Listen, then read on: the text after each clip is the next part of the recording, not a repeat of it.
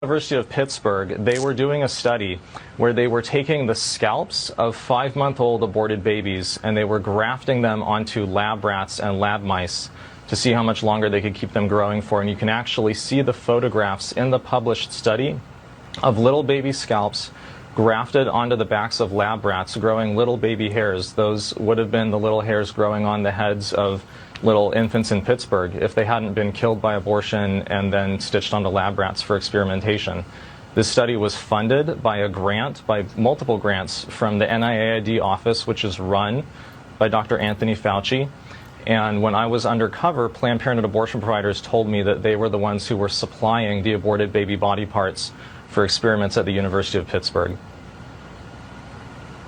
It's one of those stories we almost hesitated to do because it is so grotesque, but it seemed like in the public interest to tell the truth about what's happening. Has Fauci Absolutely accounted for this?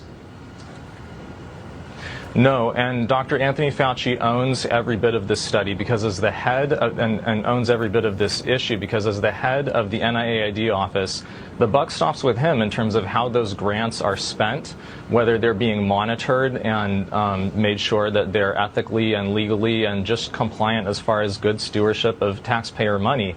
The fact that they were using scalps from 5-month-old aborted babies, that means that the heads of those children probably needed to be intact in order to get the scalps, which is an indication that those are either partial birth abortion or even infants delivered alive and whole. Did anybody at Dr. Fauci's office ever ask the researchers at Pittsburgh, hey, how are you getting those scalps? How are you getting whole scalps from the heads of fetuses without a partial birth abortion? I think that Dr. Fauci should be brought in front of the Senate or in front of the United States Congress and ask those questions directly about what his office did to make sure that these grants and that these barbaric experiments were in compliance with all the applicable federal laws and regulations for those federal taxpayer grants.